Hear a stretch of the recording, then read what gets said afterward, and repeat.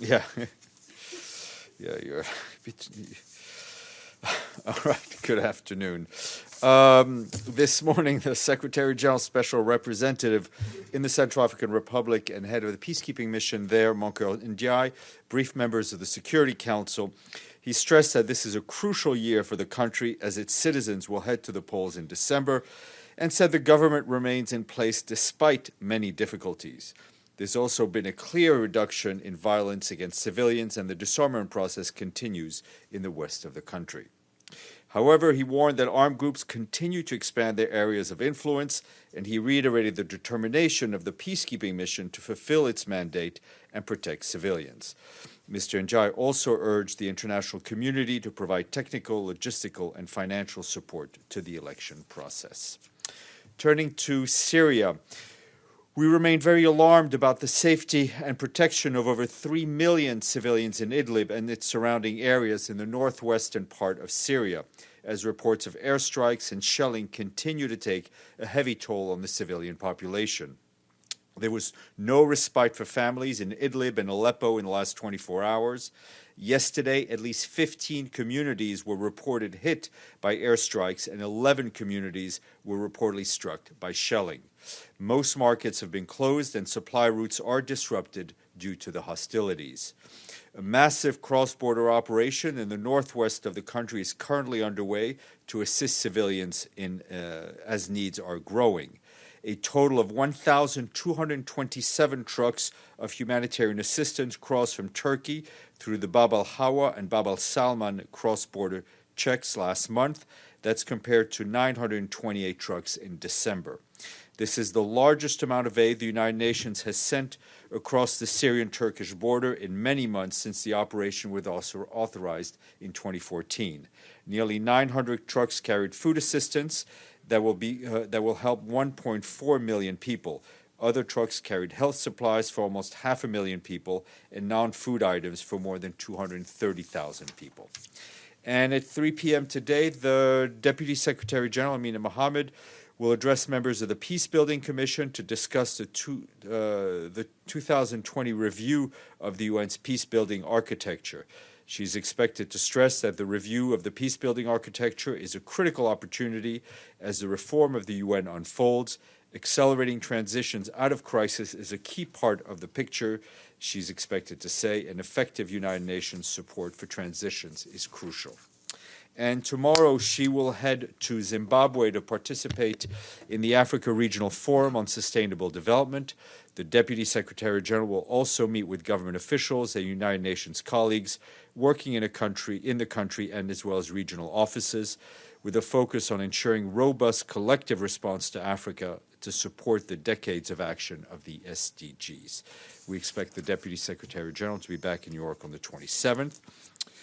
Turning to South Sudan, about 6.5 million people in South Sudan, that's more than half of the country's population, could be in acute food insecurity at the height of this hunger season, which is traditionally May and to July.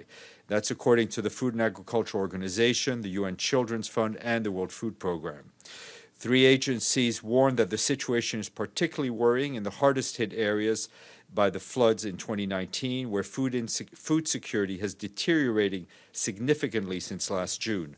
Hunger is projected to progressively worsen between now and July, mainly in Jonglei, Upper Nile, Warrap, northern Bahr el-Ghazal, with over 1.7 million people facing an emergency-level food of insecurity due to the impacts of the devastating floods and low level of food productions. The 3 agencies are helping deliver emergency livelihood support. This year, FAO will distribute seeds, farming tools, fishing and vegetable kits, and provide cash assistance to people most in need. UNICEF is also focusing on treating malnourished children and intensifying prevention efforts.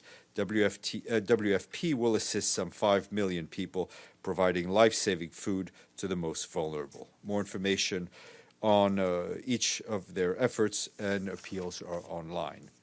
And today we have 3 new colleagues to announce. The UN Development Coordination Office tells us that we have new resident coordinators in Bosnia-Herzegovina, Namibia, and Tajikistan.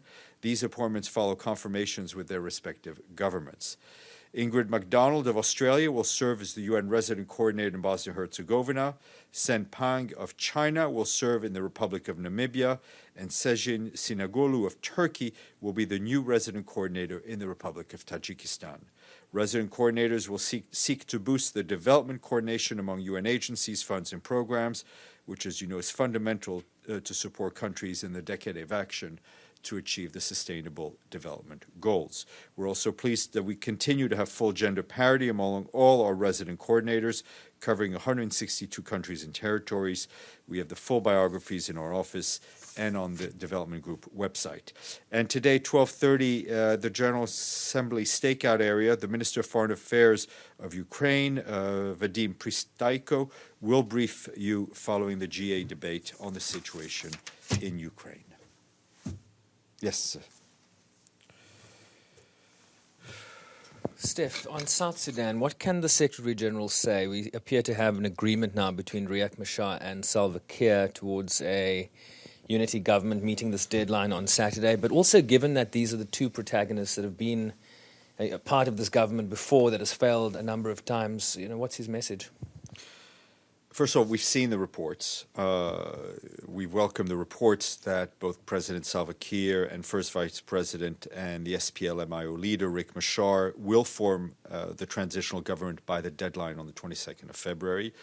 And we hope that will help enable South Sudan towards a more secure and durable peace. We're waiting for further details, which we understand are forthcoming, including some important areas, such as the 4 vice presidents, the cabinet, the governor appointments of the 10 states, and the 3 administrative areas. And we do expect a roadmap a few weeks, for the next few weeks, is also ahead. I think the Secretary General's message to the leaders of South Sudan is the one I think he clearly delivered during his recent meetings in the African Union, is one to listen to their people, to put the needs of the people first. The people of South Sudan have suffered for a long time. I mean, even just today we were highlighting the difficult conditions due to drought and due to floods. You add on that the years of conflict, which has impacted their ability to produce food, the sexual violence that we've seen, the attacks against civilians. So we obviously welcome this announcement today, the report of this announcement, and we look forward to these two leaders working together for a durable peace in South Sudan. Have you seen the Human Rights Council's report on human rights that was released earlier today? Talks about pillaging of funds, endemic corruption, systematic starvation of civilians along ethnic and political lines. This is quite an indictment given... These are obviously very troubling information that's come out in the report.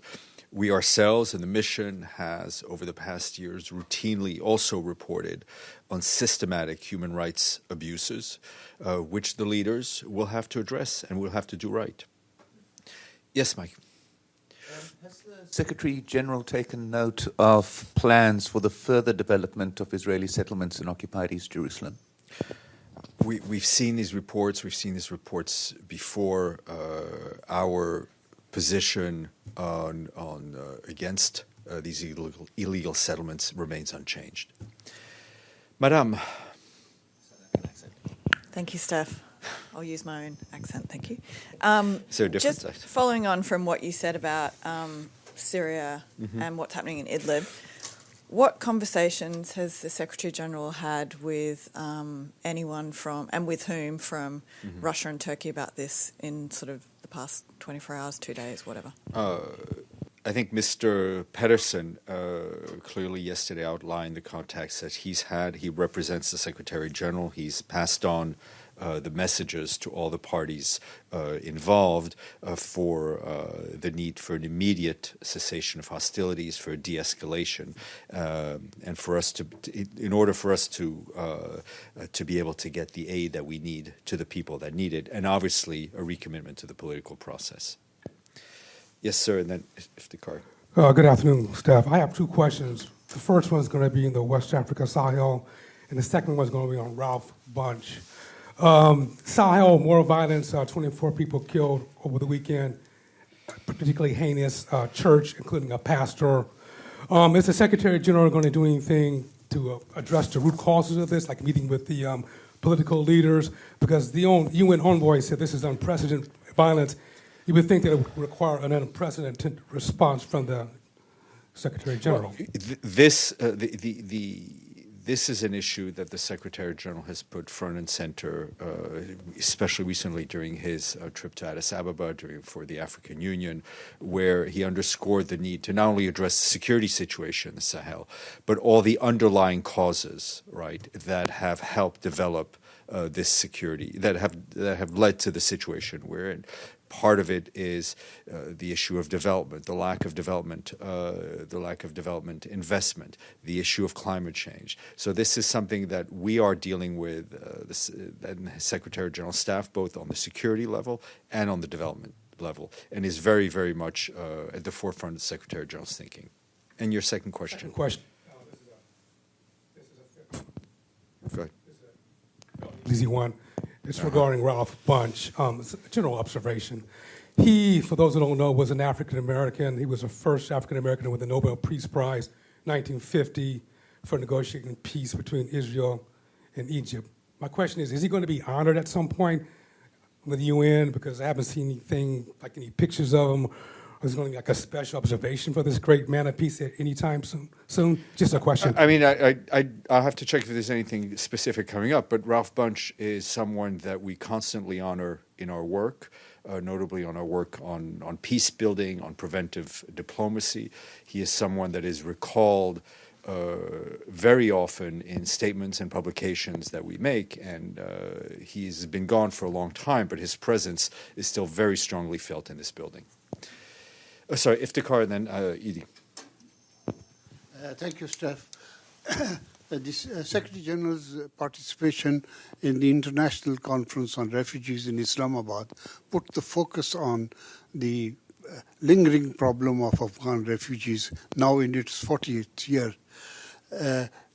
Most speakers called for, pointed to the falling levels of assistance for the upkeep of the Afghan refugees in Pakistan. Does the UN have any plan to call for international assistance? Part of the reason for the Secretary General's visit was to bring attention to the plight of the Afghan refugees. I think he honored the generosity of the people and government of Pakistan over these decades who have welcomed these Afghan refugees. But this is not solely Pakistan's responsibility. The international community needs to help and needs to support the efforts to support these refugees, as we need to find help for refugees throughout the world. The best way to help the Afghan refugees in Pakistan would be to find peace, and a durable and just peace in Afghanistan. Edie.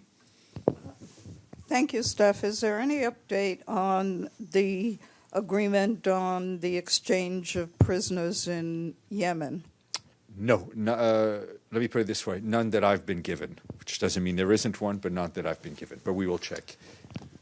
So I have a couple of questions. The first one, I want to go back to the issue of settlements. So you said that you saw, or that you are aware or saw the announcement, and your position is not changed. And we get this answer very often when we ask about Palestine and settlements and human rights violations. Why isn't that you are not issuing and being active to issue a statement on this regard, whether Mr. Mladenov or your office? Look, I think the issue of increasing settlements has come in. What? It's okay. Let's try it again.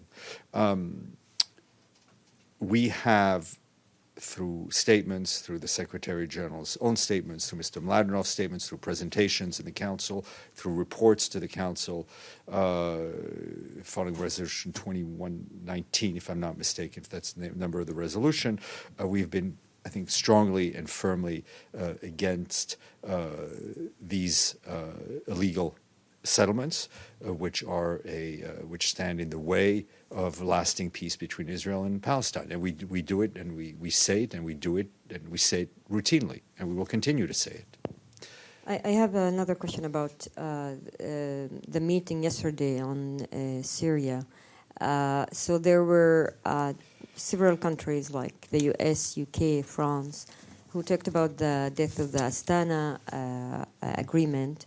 How do you see this? And do you think that the Security Council is taking is somehow not taking full responsibility of what's going on in Syria? Thank you. I mean, it's not for us to do a medical check on the Astana process, right? I mean, there are three parties to the parties to that process. I think you should ask them how they feel about it.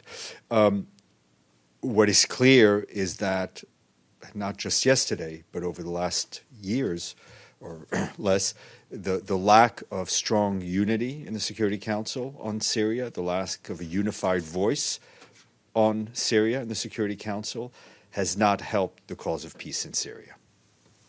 Yep. Do you have an update on the 5+5 talks regarding Libya? My understanding is that they have resumed. Yep. Sorry for being so late, first of all. And secondly, there was an attack in Germany, obviously by a right-winger, a racist attack. 10 people died in southwestern Germany. I wonder if the Secretary General has a message about this rise of right-wingers in Germany. I think the Secretary General was appalled to learn of the shooting in Hanau, Germany, which, as we know, claimed the lives of many people. He extends his condolences to the people and to the government of Germany, as well to the families of the victims. I would say that the Secretary General stands in solidarity with Germany, and he reiterates his own call for all of us to renew our promise to end racism, racial discrimination, xenophobia, anti-Semitism, and Muslim hatred. I think the Secretary General has been very strong in standing up and calling out against not only hate speech but hate action, and what is all, according to German investigators, obviously we don't have our own information, seems to be a hate crime. Thank you.